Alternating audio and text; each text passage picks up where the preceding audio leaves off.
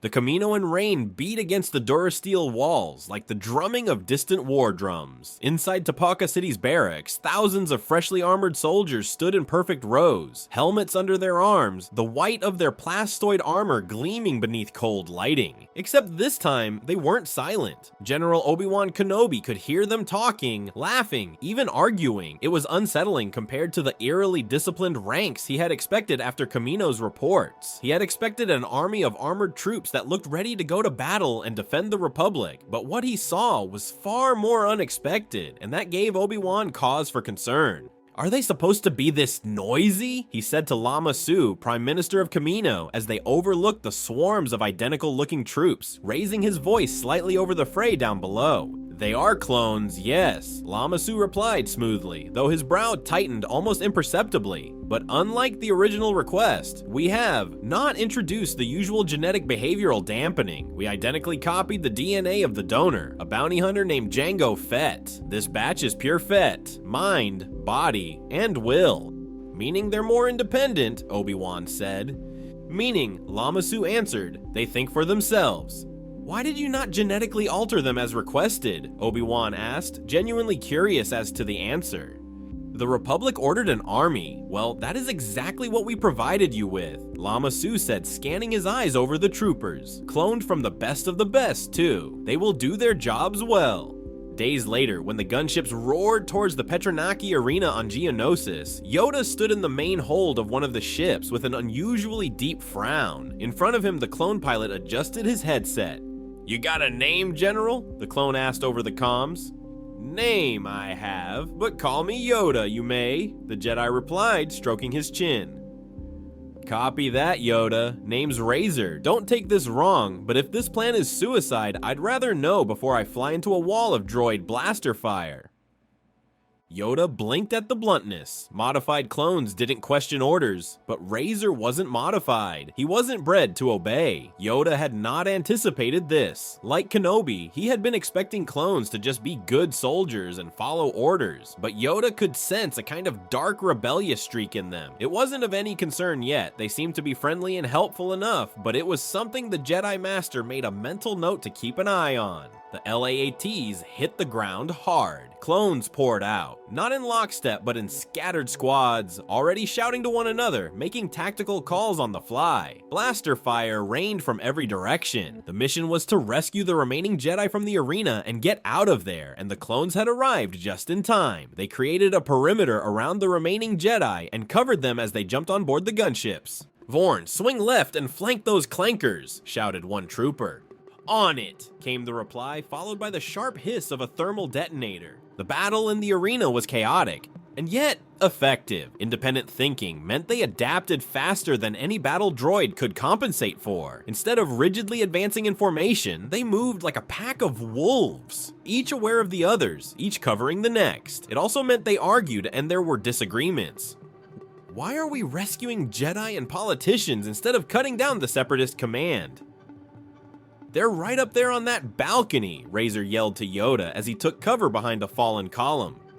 "Protecting life the Jedi way is," Yoda replied as he helped his fellow Jedi onto the LAATs. "Yeah, well, these Separatists don't care about our lives." Razor fired another shot. "We killed Dooku and the rest of them up there now. This fight's over before it starts." "No," Yoda said forcefully. "We're not here for that." Razor shook his head and carried on covering the fleeing Jedi. Even as the battle turned in their favor, Yoda realized the Republic had gained more than soldiers today. They had gained minds. These clones weren't just mindless droids who had been programmed to follow orders. They were literally living, breathing, thinking people, and that meant this conflict with the Separatists was going to be far more unpredictable. Months into the war, the Grand Army of the Republic wasn't acting like any conventional force the Jedi High Council had anticipated. They weren't like the armies of old. Armies that defended planets and even whole star systems were organized, and while they were made up of random people, these soldiers were trained, strict, and followed orders. This new army, though, were headstrong and often uncaring, a definite byproduct of their original genetic donor. In the Mid-Rim campaign, General Anakin Skywalker found himself less a commander and more a negotiator. The 501st didn't blindly march to orders. They wanted explanations, strategy meetings, input. Anakin just wanted to get into the fight and get the battle over with, but his troops often held him back with the minutia of running and commanding an army. "General, respectfully," Captain Rex said one night over the campfire, "your plan to hit the Separatist depot head-on is suicide. We'll lose half the men before we even reach the shields." Anakin crossed his arms. "You have a better idea?"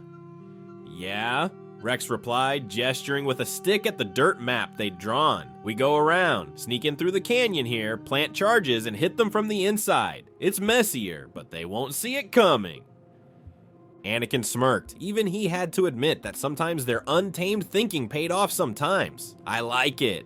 The next day, the plan was executed and worked perfectly. The Separatist depot went up in a spectacular fireball, and the 501st suffered only light injuries. The clones had worked cleverly and resourcefully, looking out for each other and adapting to situations far more quickly and fluidly than if they had been genetically tampered with. Then there was Umbara, the Dark World. In the original timeline, Jedi General Pong Krell's brutal authoritarian tactics drove the 501st into near rebellion. He had been corrupted by the dark side of the Force and was working against the Republic and his own troops. But here, things went differently. On the first day of the campaign, Krell barked orders in his usual harsh tone. "You will march directly into the capital, no hesitation." Rex stepped forward, helmet under his arm. "With all due respect, General, that's a slaughter waiting to happen. My men and I know these terrain scans better than anyone. We'll pick the route." "You will follow my orders, Captain, or—" "No, General," Rex interrupted, voice calm but unyielding. "We'll follow good orders, not suicide." Blasters quietly clicked into readiness across the squad. The other clones murmured their approval of Rex's statement and looked at their Jedi General with slight looks of disdain across their faces. Krell looked around at the dozens of troopers now staring at him, not in fear, but in defiance. He backed down. He was strong, but he couldn't take on the entirety of this independent thinking squad. That day, clone independence averted the massacre of the official timeline. The Umbaran capital still fell, but without the senseless bloodshed Krell's arrogance had caused in another life. And the clones learned something critical. They didn't have to accept incompetence from anyone, even a Jedi. And these weren't just isolated cases. Stories like these repeated across the galaxy. Jedi started adapting to their new role. Less authoritarian commander, more collaborator. In some cases, the clones even led missions themselves. This was all well and good, but sometimes this caused issues when the Jedi needed their troops to follow their orders without any kind of pushback, and on occasions, rifts would start to form. The Senate had been expecting compliant troops. What they got was an army with opinions, and voices loud enough to be heard on Coruscant. Holonet reporters began interviewing clone officers, who spoke candidly about undersupplied campaigns and questionable Senate decisions. They also wanted the right to have their own say in how things were being run, and that just because they were clones didn't mean they shouldn't get sidelined when it came to political decisions. "The politicians say we're fighting for democracy," one sergeant told a journalist. "So why is it that the people actually fighting don't get a vote?"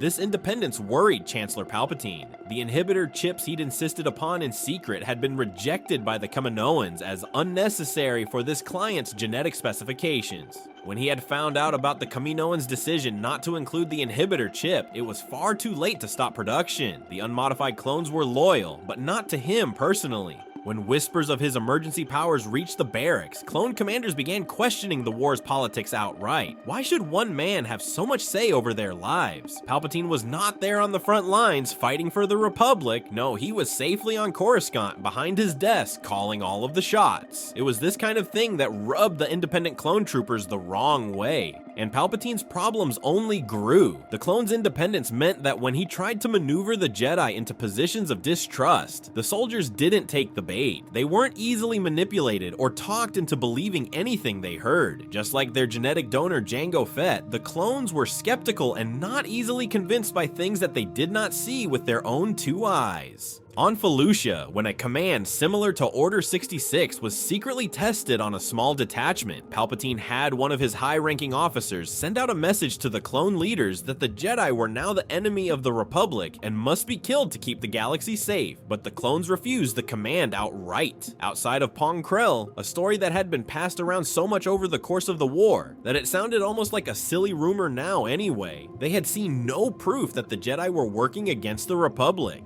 "This is nonsense," their commander said over the comms. "The Jedi saved my life a dozen times. I'm not turning my blaster on them because some guy behind a desk back on the Capitol tells me to." Palpatine scrapped the early test. It was clear that the clones were too independent and stubborn to follow such orders. Was this just an isolated case of insubordination, or would none of the clones carry out his orders? This was not something that he had anticipated. The clones were meant to be his tool to annihilate the Jedi, but instead, they had been nothing but a thorn in his side. Meanwhile, Clone deepened their bonds with the Jedi. Commander Cody and Obi-Wan became not just colleagues, but true friends, sharing drinks in mess halls, swapping war stories, debating politics late into the night. "You know," Cody said once, leaning on his helmet, "I've been thinking, when this war is over, the Republic's going to have to answer to us. We've fought it, we've bled for it, we're not going back into the shadows." Obi-Wan only nodded, though he sensed that day would come sooner than either of them imagined. The siege of Mandalore came as it always did, but with a twist. When Maul was cornered, he taunted Ahsoka with visions of Sidious's plans. He had of course been privy to the master plan before his supposed death, and Maul knew all about the clones, the inhibitor chips, and Order 66. "My old master will make them turn on you," Maul said, laughing evilly. "No, that's not possible," Ahsoka replied, her voice sounding slightly unsure. "Clones are not clever or independent, Lady Tano," spat Maul confidently. "They were bred to destroy and wipe the Jedi Order out of existence." Fear ran through Ahsoka. What if Maul was telling the truth?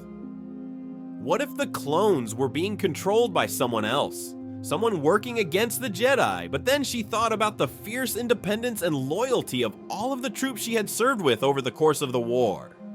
The friendships she had made and the trust she had built with the cloned army. She smiled, resolute.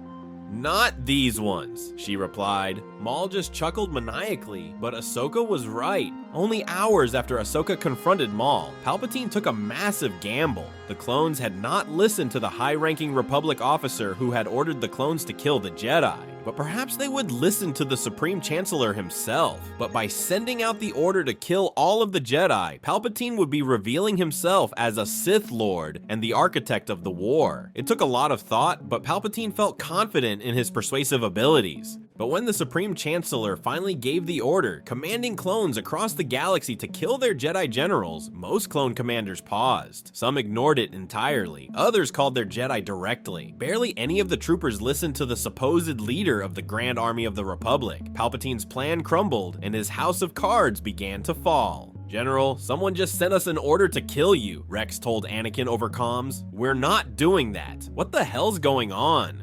Anakin closed his eyes, reaching out in the Force to try to figure it out. More reports flooded in. Someone was trying to turn the clones against the Jedi. Wait, it wasn't just somebody. It was the Chancellor. Anakin's eyes snapped open and he was hit with a wave of confusion. He didn't know exactly what was going on, but across the stars, Palpatine's coup failed in real time. Palpatine's mask slipped. With the clone army fractured and many standing with the Jedi, he declared the Jedi traitors outright and unleashed his secret forces. Not clones, but the beginnings of the Imperial military, conscripted soldiers, mercenaries, and hired bounty hunters. He had been gathering them for years in secret, training them, readying them for the next step in his plan after the clones destroyed the Jedi. But his plans had to change, and fast. The galaxy was thrown further into civil war, not Jedi versus clones, but Republic loyalists, including Jedi and many clones, versus the Separatists and Palpatine's growing Imperial faction. It was a mess, and no one truly knew what was happening. Coruscant became a battlefield. The skies burned with dogfights between loyalist Venators and Imperial Star Destroyers still under construction. On the steps of the Senate, Cody fought alongside Obi-Wan, blasting through wave after wave of Imperial troopers. "Funny," Cody said between shots. I thought this war was supposed to end when we won.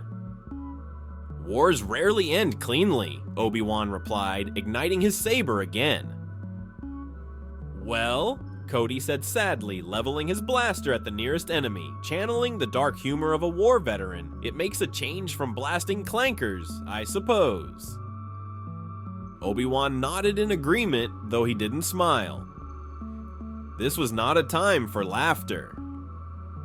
The climax came when Anakin and Rex led a daring infiltration into the Chancellor's office itself. It was clear to the Jedi that Palpatine was behind everything, but getting to him was far easier said than done. He had barricaded himself in the Senate building, and legions of his new army had surrounded the place, keeping guard and protecting the Chancellor. Blaster bolts lit the corridors. The fight was brutal. Imperial guards, Sith acolytes, and bounty hunters blocked every step. It was clear from the very start of the mission that Palpatine would not be going down without a fight. But Anakin, Rex, and the 5-0 first pressed on. In the final chamber, Anakin confronted Palpatine as Rex and his men held the doors. "You've lost," Anakin said, saber raised. Palpatine's eyes burned. "You could rule, son, with me. The clones will follow if you command them. Think of all I have promised you over the years. You can take control of the Grand Army if you wished." Anakin glanced back at Rex, who just shook his head. "I'm sorry, Chancellor. They follow the Republic," Anakin said firmly, anger tinting his voice. "Not me, and certainly you." Palpatine lunged, his blade flashing to life.